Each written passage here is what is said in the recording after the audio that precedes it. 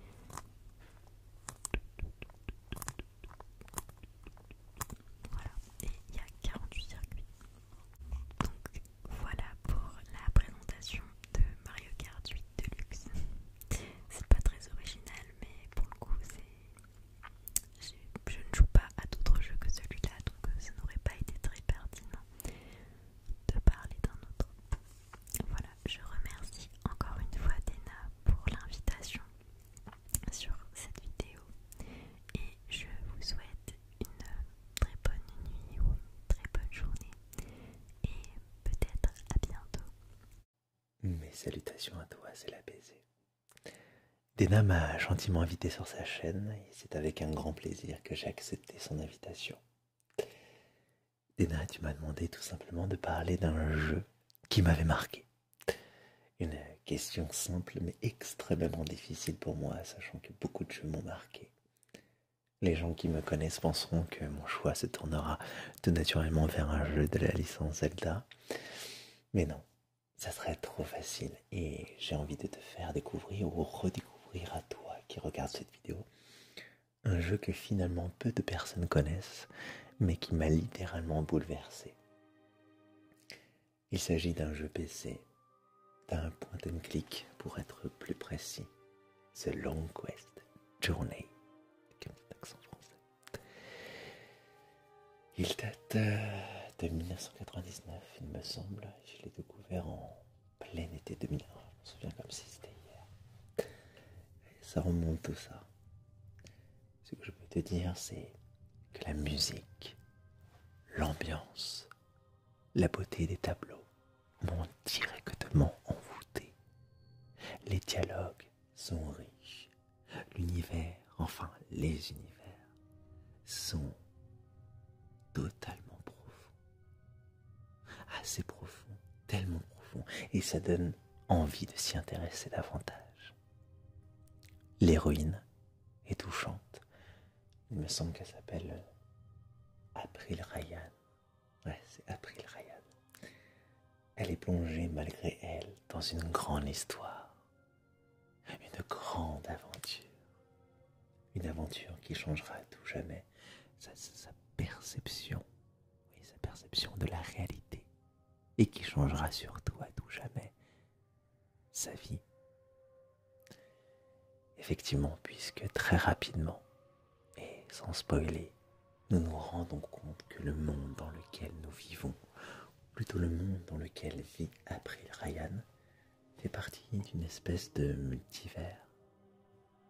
Il y a, semble-t-il, deux réalités. Oui. Deux mondes qui se confrontent. Le monde de la technologie, qui se prénomme la Terre, ou plutôt Stark, et le monde de la magie, qui se prénomme Arcadia. Et un équilibre semble avoir été rompu, puisque Arcadia commence à parasiter Stark, et inversement. C'est comme si ces deux mondes commençaient à fusionner ensemble. Et bien sûr, tout ceci ne doit pas avoir lieu, mais ne peut pas avoir lieu, voilà. Ne doit pas se faire, sinon ça serait la fin de tout, de l'équilibre. L'équilibre qui est la clé de ce jeu. Le joueur devra donc voyager entre les deux mondes parallèles, complètement opposés. Il devra résoudre des énigmes sur différents tableaux, rencontrer différentes personnes, créatures, et surtout, il finira par se lier à April. Et si tu es comme moi, et surtout, si tu joues à ce jeu, je te défie de ne pas t'attacher à elle, puisque ce bout de femme est tellement attachant, tellement humaine, une anti-héroïne au destin qui la dépasse, car tellement trop grand pour une personne, une seule personne. La fin est très surprenante et ne t'attend pas un happy end. Ce jeu te laissera sans doute sans voix. Voilà. Encore une fois, merci Athéna. Et à bientôt. Salut à tous, moi c'est Eric alias le Vapeur Geek. Alors vous m'avez déjà vu lors de la saison 2 de l'ASMR Gaming de Dena. Et bah, j'ai gentiment été réinvité encore une fois pour la saison 3, donc me revoilà, je suis désolé pour vous. Donc tout simplement, la dernière fois nous avons parlé déjà de Overwatch. Overwatch pour moi c'était un jeu qui était voilà, fantastique, mais qui a fallu un certain temps avant que je le trouve fantastique. Aujourd'hui on va parler de notre jeu. Alors jeu c'est Horizon Zero Dawn. Alors, je triche un petit peu sur le côté parce que je l'ai marqué en gros, parce que j'ai toujours du mal avec le nom du jeu, qui pour moi en fait est pas du tout pratique à dire, logique à retenir. Mais voilà, en fait c'est un jeu que j'ai vu sortir et que j'appréhendais un petit peu, dans le sens qu'en fait il avait fait beaucoup de bruit avant son départ. Et il me tentait parce que je trouvais que voilà les monstres un petit peu, on va dire, métalliques, ça donnait pas bien par rapport en fait au monde un petit peu qui était primal avant. Et en fait non, j'ai fait une grossière erreur de ne pas me jeter dessus dès le départ. Visuellement, il est époustouflant. Au niveau du gameplay, la prise en main est quand même très simple à prendre en main. Mais ce qui est par-dessus tout le point fort du jeu, c'est l'histoire. L'histoire, on suit en fait Aloy qui est une jeune fille, on la suit de sa naissance à son âge adulte, on va dire jusqu'à 21-22 ans. Et en fait on voit son évolution jusqu'au jour d'aujourd'hui et pourquoi elle est ce qu'elle est aujourd'hui. Et tout se fait en fait dans un monde complètement post-apocalyptique, mais qui a déjà rené en fait.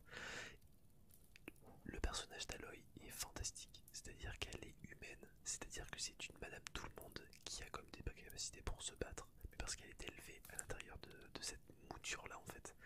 Son père adoptif, voilà, hyper attachant. Et en fait, il se développe une histoire tout le long qui est fantastique, parce qu'en fait, elle a attrait à l'humanité, à la mère nature, à en fait comment a évolué en fait l'humanité après en fait avoir créé les machines et qui se sont retournées contre les humains. Tout ça fait que en fait le gameplay qu'on peut jouer à l'œil, c'est jouissif. Je suis désolé pour le terme, mais c'est exactement ça. C'est vraiment jouissif dans le sens que on peut crapahuter, c'est un monde qui est complètement ouvert, les décors sont fantastiques, sont merveilleux, sont magnifiques. Et encore, c'est sur la Play 4 tout simplement. Sur la Play 5, le second opus qui va arriver, je pense qu'il va nous en mettre plein les mirettes et qui va développer encore une histoire qui était déjà de base très bonne et qui vont en fait le développer d'une manière certainement encore plus profonde alors qu'elle l'était déjà, mais qui avait mis un peu de temps à se développer pour le premier épisode.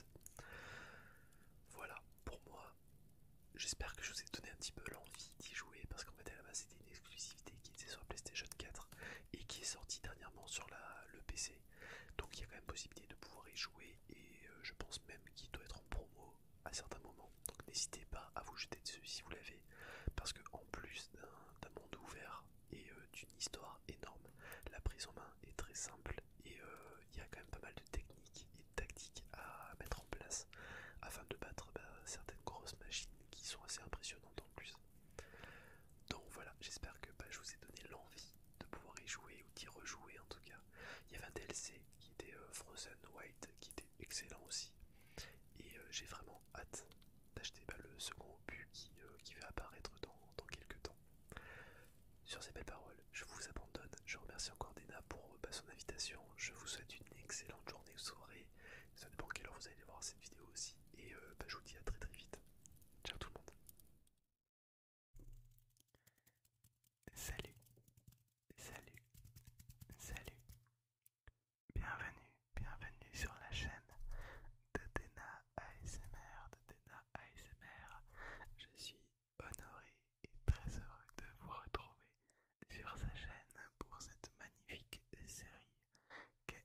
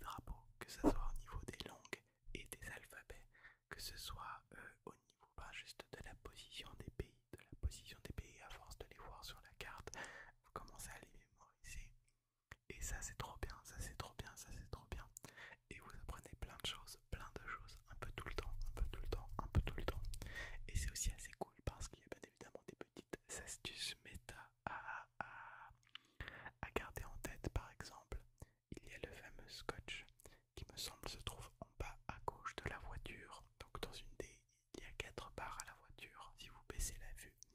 Et en bas à gauche, il y a un petit scotch noir, ce qui veut dire que vous vous trouvez au Ghana, au Ghana, au Ghana, au Ghana. Donc voilà, il y a des choses un petit peu comme ça qui sont assez rigolotes à trouver, et à remarquer, Donc voilà, pour moi GeoGuessr c'est l'un des meilleurs jeux qui existent pour le moment. Et je suis juste trop content d'y jouer tous les jours. Franchement ça m'occupe de ouf, Et je pense que c'est un jeu qui est vraiment trop bien. Donc voilà, c'est tout pour ma présentation du jeu vidéo GeoGuessr. J'espère que ça vous aura donné envie d'y jeter un petit coup d'œil, Et je vous laisse tout simplement avec la prochaine personne et le prochain jeu. Des gros bisous, des gros bisous, des gros bisous, des gros bisous, des gros bisous. Hey, bonsoir à toutes et à tous, j'espère que tout va bien pour vous. C'est Jojo ASMR pour vous présenter un jeu qui m'a marqué, Luigi's Mansion. Luigi's Mansion est un jeu GameCube sorti en 2001 dans lequel Luigi, un personnage que je pense vous connaissez tous, hérite d'un manoir hanté par des fantômes. Et pour s'en débarrasser, il est équipé d'un aspirateur qui permet de les aspirer, de les stocker. Ce jeu m'a marqué parce que c'est déjà peut-être le premier jeu un petit peu horrifique de Nintendo et plus particulièrement de l'univers de Mario. Et je le trouve ultra bien fait. C'était une petite claque, on va dire, pas forcément visuelle mais plus au niveau de l'ambiance. Lorsque j'étais plus jeune, parce que j'avais pas encore l'âge pour jouer au Resident Evil, etc. Et ce jeu est vraiment cool, même plus âgé, il se refait avec grand plaisir. Je vous montre un petit peu l'arrière de la jaquette. Alors il y a eu 2 opus supplémentaires qui ont suivi la sortie de celui-ci.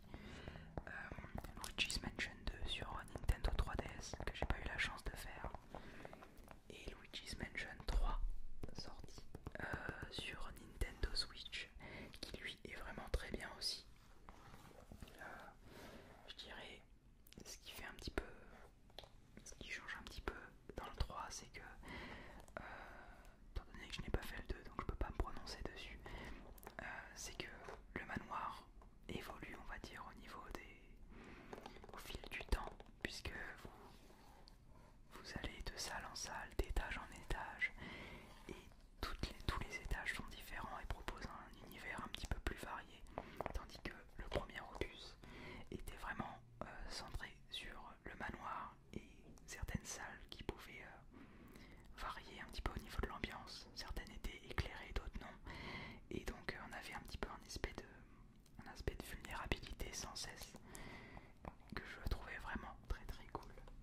Alors pour ceux qui ne connaissent pas, qui sont trop jeunes pour connaître ce type de CD, voici les CD de GameCube, donc de tout petits CD qui permettaient justement de lutter un petit peu contre les CD gravés, si vous voulez, éviter de reproduire chez soi des jeux sans les avoir achetés.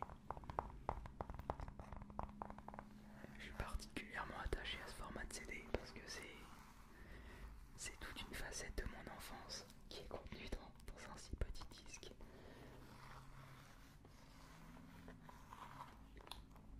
Si vous n'avez pas eu l'occasion de tester ce jeu, je vous invite vraiment à le faire. Ou alors, si vous avez la Switch, à tester Luigi's Mansion 3, qui propose vraiment une aventure assez cool. Et bien évidemment la refonte graphique des niveaux, etc. est particulièrement bien faite. Donc je vous invite vraiment à le faire. Et les musiques aussi. Les musiques sont vraiment ultra cool.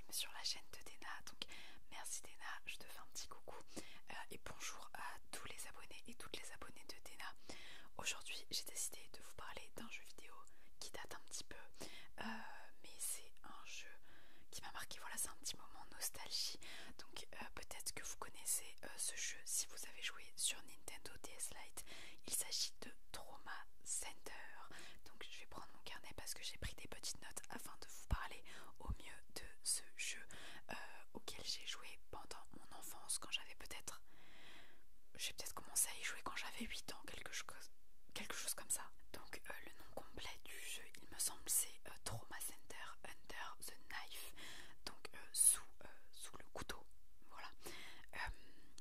Donc c'est un jeu qui a été développé par Atlus, une société japonaise, pour du coup la console Nintendo DS Lite, en tout cas à l'époque. Il est sorti en 2005 au Japon et en 2006 en France. C'est un jeu de simulation de chirurgie, donc je sais, pour ceux qui ne connaissent pas, ça peut paraître un petit peu bizarre. Voilà, c'est un jeu de chirurgie. Faut savoir que moi, de base, je n'aime pas du tout ce qui est corps, tout ce qui est à l'intérieur du corps. Et pour le coup, ça ne me dérangeait pas. Peut-être parce que si ce sont des dessins, voilà. Et donc, dans ce jeu Trauma Center, tu dois tout simplement, je dis tout simplement, mais c'est compliqué, tu dois effectuer des opérations chirurgicales. Donc, il y a un mode histoire dans le jeu, donc le mode principal du jeu. Il alterne entre des scènes de dialogue, comme dans Phoenix Wright, pour ceux qui connaissent. Le jeu est très similaire, je crois qu'il a déjà été pas mal comparé. Donc tu as des scènes où tu as les personnages qui te parlent et des scènes où tu dois effectuer des opérations en rapport avec l'histoire. Donc le jeu est sorti en 2005. À l'époque, c'était un jeu plus ou moins futuriste, dans le sens où il me semble que l'histoire se passe en 2018. Bon, maintenant ça commence à dater un petit peu, vu qu'on est, on est en 2022 au moment où je tourne cette vidéo. À l'époque, c'était censé être sur le futur. Donc en fait, ils s'imaginaient que dans ce futur-là, il y a des maladies comme le sida ou les cancers qui seraient complètement éradiqués.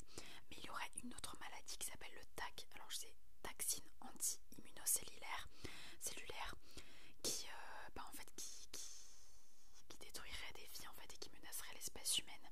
Et du coup, pendant cette histoire, tu dois aider à éradiquer cette maladie. Tu dois aussi faire des opérations un peu bizarres comme un démorçage de bombe à un moment, enfin bref. Et donc tu incarnes un personnage qui s'appelle Derek Styles, un chirurgien débutant. Pendant les dites opérations, tu auras des outils à ta disposition comme par exemple scalpel, du désinfectant, des choses pour recoudre les patients, des choses pour extraire des tumeurs, voilà. Peut-être ça intéressera des personnes qui font de la médecine, je ne sais pas. En tout cas, moi je sais que vraiment j'aimais beaucoup. C'était à l'époque justement où je jouais à Phoenix Wright sur DS. Donc j'ai répertorié selon moi les difficultés de ce jeu qui sont intéressantes du coup. Déjà, effectuer les tâches dans le bon ordre. Alors ça, c'est quelque chose que vous allez apprendre au fur et à mesure de faire des opérations. Mais il y a un ordre à respecter. On peut pas directement ouvrir un patient, ce qui est logique. Il faut d'abord prendre certaines précautions. Être précis, ça demande de la précision au niveau de tout ce qui va être des opérations faites avec le stylet. Il faut être rapide parce qu'il y a un chrono. Il ne faut pas trop se faire d'erreurs parce que au bout de certaines erreurs, l'opération est ratée, le patient peut mourir, voilà.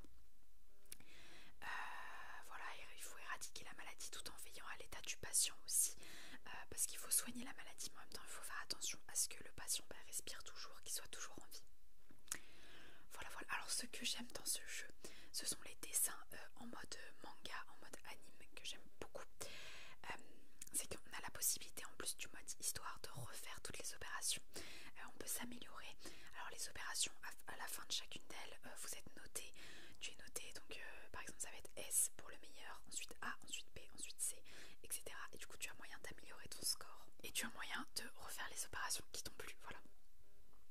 Donc j'ai beaucoup aimé le mode histoire, voilà, suivre l'histoire des personnages, mais comme dans Phoenix Wright. Il y a des scènes marrantes aussi, il y a des dialogues un peu marrants, il y a des persos marrants. Il y a une personnage, je sais plus comment elle s'appelle, peut-être Amy, qui est très drôle parce qu'en fait c'est une grosse rageuse. Et du coup, dès que tu fais une erreur ou quoi que ce soit, elle rage. Et je sais que ça me faisait marrer à l'époque. En point négatif, je dirais que c'était un jeu difficile. Alors j'y jouais quand j'étais enfant, donc si ça se trouve c'est pas si difficile que ça. Mais je trouvais qu'il y avait des... En fait c'est pas le jeu qui est difficile en soi, c'est certaines opérations où j'étais bloquée parce que je les trouvais super dures. Notamment l'opération, la grosse opération là, du TAC, voilà, c'était très compliqué. Voilà, et sinon c'est un petit peu gore, mais ça va, les images restent soft, voilà. Je crois qu'il y a aussi un jeu sur la console Nintendo, oui, de Trauma Center, et je sais pas s'il y en a d'autres. Et voilà, c'est tout pour ce moment de nostalgie pour ma part et peut-être découverte d'un jeu un petit peu old school pour vous. Je vous souhaite une très bonne relaxation et peut-être à bientôt, qui sait. Ciao. Bonjour tout le monde, j'espère que vous allez bien. C'est le jeu dont j'aimerais vous parler aujourd'hui, c'est un jeu auquel j'ai tellement joué. C'est un de mes jeux préférés et je l'ai redécouvert dernièrement. Il s'agit de The Witcher. Faute d'avoir le jeu avec moi, j'ai le livre au moins. Donc, c'est un jeu qui a tellement de qualité que je sais pas par où commencer. D'abord, l'histoire. L'histoire, l'écriture des scénarios des personnages. C'est fantastique, vraiment. C'est un jeu qui vous fait vous intéresser au moindre NPC. Vous commencez par une quête et finalement quelqu'un vous arrête en chemin et vous ramassez à faire complètement autre chose. Il y a tellement de points d'intérêt et tout est intéressant, c'est pas une durée de vie artificielle. Il y a des choses partout, mais des choses intéressantes. On a envie de s'intéresser aux personnages, à leurs problèmes, de les aider. Les personnages sont attachants. Je trouve tellement que ce jeu-là a une identité. Ce jeu-là est vivant. C'est fou comment on embarque dans l'univers. Ensuite, visuellement, bien que le jeu, peut-être qu'il y a certaines textures qui datent un peu, mais est toujours, à mon avis, magnifique. La direction artistique, les effets de lumière, vraiment là, c'est un beau jeu. Et vraiment, j'ai recommencé à jouer dernièrement et je suis bluffé. J'ai justement recommencé à jouer parce que je me disais que j'allais vous le présenter et je suis resté scotché devant l'écran pendant des heures. J'ai recommencé une partie et j'ai pas arrêté. Je me disais, ça se peut pas que ce jeu-là soit aussi bon que dans mes souvenirs. Ben oui, il est. C'est fou comment j'aime ce jeu-là. Ensuite, les musiques sont phénoménales, vraiment. Ils vous transportent par toutes sortes d'émotions. On vit de la nostalgie, on vit de la joie, de la tristesse, de la colère par moments. Je trouve tellement que c'est bien monté, vraiment. Les musiques accompagnent à merveille tout ce qu'on vit au fil de l'histoire. Un élément que j'apprécie énormément, c'est qu'on a l'impression de devenir le sorceleur, de devenir un Witcher. Parce que, à mesure qu'on avance dans le jeu, à mesure qu'on progresse, on en vient à deviner les monstres contre qui on va se battre. Admettons qu'un villageois demande notre aide pour aller chasser un monstre. Ben, pendant qu'on va investiguer, on va en venir à comprendre c'est quelle sorte de monstre, puis comment qu'on doit se préparer pour aller à la chasse aux monstres. Et ça, c'est qu'une infime partie du jeu, là. Il y a tellement de détails, c'est fou. On peut passer des heures à finalement pas faire grand chose juste parce que, je sais pas, on est dans le jeu. C'est tellement immersif. Le côté roleplay est extraordinaire. Vraiment, le jeu puis ces deux extensions, je les recommanderai jamais assez. C'est fou comment j'ai aimé ce jeu-là. Je peux juste vous le recommander si vous avez jamais joué à The Witcher. Au moins, essayez-le. Puis, pas juste une demi-heure, essayez-le quelques heures, tu sais. Donnez-y le temps de se laisser apprivoiser parce qu'au début, il peut paraître impressionnant parce qu'il y a beaucoup de choses dont on doit tenir compte, mais au final, c'est un jeu qui a tellement à offrir. Il y a une qualité exceptionnelle que j'ai rarement vue dans le monde du jeu vidéo et c'est pas pour rien que c'est un des jeux qui est devenu une référence en open world. Vraiment, j'ai joué à très peu de jeux de cette qualité-là, en tout cas à mon avis. J'espère vous avoir donné envie d'y jouer ou d'y rejouer. C'est un jeu qu'il mérite grandement. Voilà, moi, sur ce, je pense que je vais retourner y jouer. Ça m'a donné envie. Donc, je vais aller continuer ma New Game Plus. Alors, sur ce, je vous dis au revoir. Bye. Salut à toutes et à tous. Aujourd'hui, je vais vous parler d'un jeu qui a énormément marqué mon enfance. C'est Edge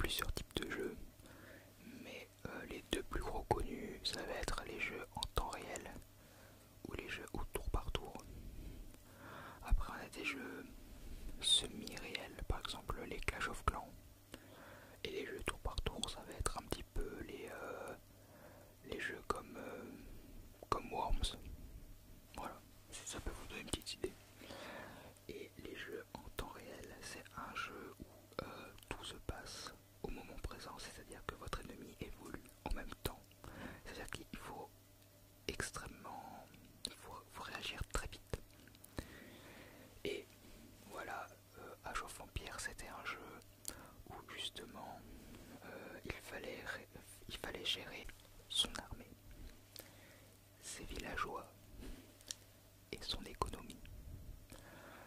Autant vous dire que c'était quelque chose qui n'était pas très facile quand tout se passait au même moment, sachant que votre ennemi, lui, évoluait en même temps que vous. Votre ennemi s'adaptait aussi à vos attaques et à ce que vous faisiez. Donc c'était vraiment très compliqué si on ne se dépêchait pas. Il y a eu le 1, le 2, le 3 et récemment on a eu le 4. Même si je dois vous avouer que le 4 je n'y ai pas encore joué, j'ai peur d'être déçu, mais je tenterai un jour l'expérience quand même.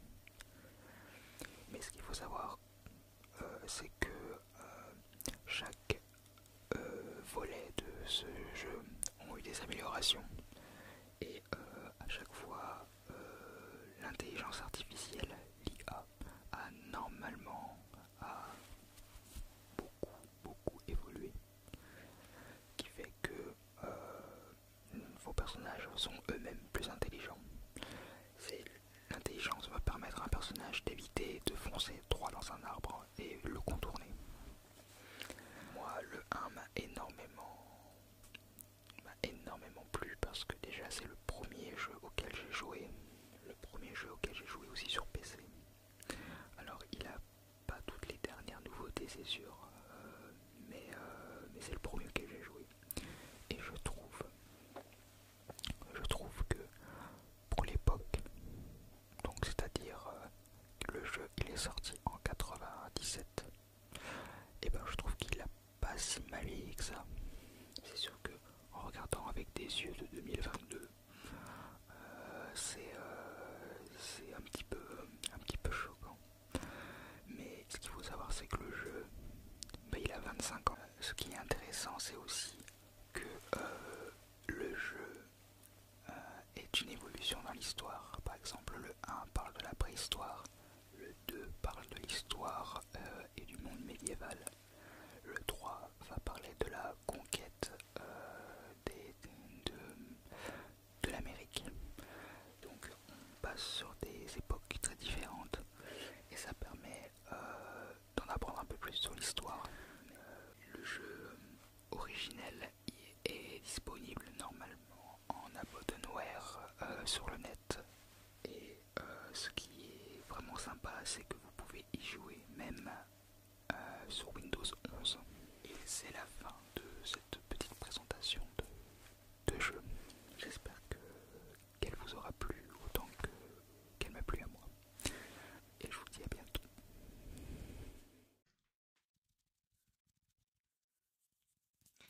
Allô la Terre. Ici Lunaire ASMR.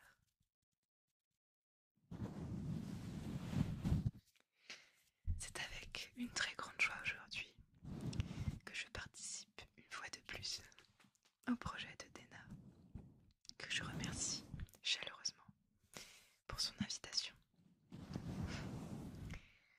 Donc vu que j'ai déjà participé plusieurs fois, je savais pas trop de quel jeu j'allais parler. Et au final j'ai choisi de parler du jeu Pokémon Diamant étincelant, donc le remake de la 4G sur Switch. Donc contrairement à de très nombreux avis négatifs sur ce jeu, personnellement ça a été mon gros coup de cœur de 2021. Vraiment, pour moi ce jeu c'est le remake parfait, vraiment. J'en suis tombée folle amoureuse et je vais vous expliquer pourquoi. Donc déjà, le fait que les personnages soient chibi, je sais que ça a dérangé beaucoup de gens, et moi j'adore. J'aime beaucoup ce petit côté mignon des persos chibi. Et en plus, en fait, ce qui me plaît, c'est que visuellement, c'est vraiment exactement le même jeu qu'avant, mais en beau quoi, enfin en 3D et en bonne qualité. Et moi, quand j'ai adoré un jeu, bah, j'aime bien quand il reste assez similaire en soi. Ça me provoque de la nostalgie.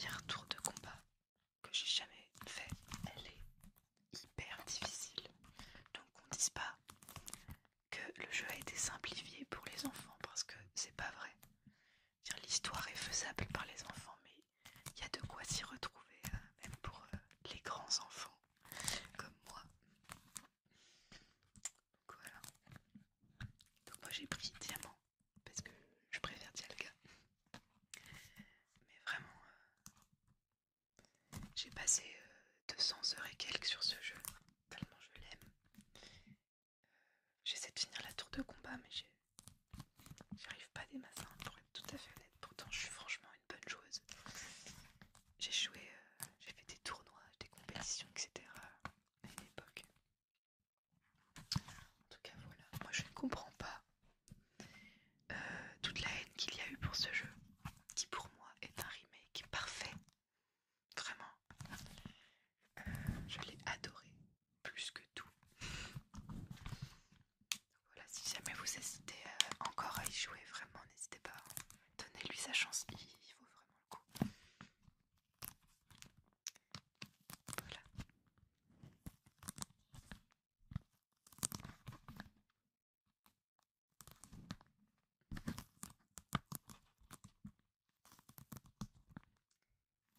C'est tout ce que j'ai à dire sur ce jeu. Parce que ça reste un jeu Pokémon, donc un jeu pas très long, donc il n'y a pas énormément de choses à dire. En tout cas, gros coup de cœur pour moi. Vraiment. Et j'ai très hâte que la 9G sorte. En espérant qu'il sera graphiquement meilleur qu'Arceus. C'est tout pour moi. Je vais laisser la place soit à une autre personne, soit à Dena, je ne sais pas, selon le montage.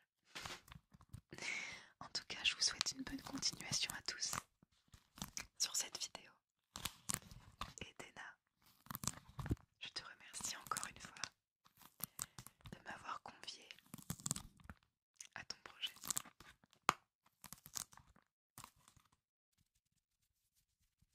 Ciao tout le monde. Alors j'espère que cette vidéo vous aura plu. Bon, elle n'est pas totalement terminée parce qu'il me reste à vous parler d'un jeu qui m'a marqué. Et comme je l'ai dit en intro, ça sera un jeu Naruto. Alors juste avant, je vais déposer délicatement mon micro. Comme ça, ce sera beaucoup plus simple pour moi. Aujourd'hui, je vais clairement pas être objectif. Je sais très bien.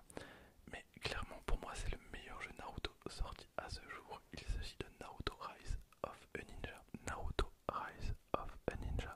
Alors, je le dis très mal, c'est pas très grave. Alors, pourquoi ce jeu est trop bien? Je pense qu'il me faudrait au minimum 30 minutes pour vous dire à quel point j'aime ce jeu. C'est le premier jeu Naruto que j'ai fait, donc je pense que ça joue. Mais c'est le jeu qui m'a fait découvrir Naruto. Alors, le jeu est sorti en 2007. En 2007, c'est Ubisoft qui l'a fait. Comme quoi Ubisoft peut faire des bons jeux. Et j'ai appris en faisant cette vidéo que le jeu n'est sorti que sur Xbox 360. Donc j'ai vraiment eu beaucoup de chance. Alors, déjà le jeu est totalement en VF. Voilà, c'est un des rares jeux issus d'un animé qui a totalement la VF. Alors je rappelle que moi en 2007, bon, j'avais pas l'âge que j'ai maintenant. Et on était moins à fond sur la VO, clairement. Honnêtement, moi, la VF de certains mangas, enfin certains animés très anciens me dérange absolument pas parce que j'ai grandi avec. Voilà, j'en avais déjà parlé. Mais la VF de Naruto me dérange absolument pas. Et tout le jeu est en VF avec les voix officielles. Donc c'est vraiment trop bien. Alors, quand je dis que ce jeu m'a fait connaître Naruto, faut savoir que ce jeu reprend exactement les 80 premiers épisodes de la série. Donc ça va de l'Académie des Ninjas au combat contre Gaara. Alors ce jeu possède vraiment l'aura de Naruto parce que non seulement on revit les 80 premiers épisodes, mais il y a vraiment plein de bonnes choses, notamment les musiques. Ce sont les musiques originales de Naruto et c'est vraiment trop bien. Ça aide vraiment à se mettre dans l'ambiance de l'animé. C'est très rare d'avoir le droit à des musiques officielles, mais en plus voilà, le scénario est entrecoupé de morceaux d'épisodes, donc toujours en VF. Alors on n'aura pas des épisodes de 25 minutes, mais on aura des petits passages de l'animé et c'est vraiment plaisant. Alors j'en ai profité pour réinstaller le jeu sur ma 360 et bon, je vais pas faire l'américain, le jeu il a clairement vieilli au niveau des combats. On n'est pas sur un Ninja Storm 4, mais il est totalement jouable.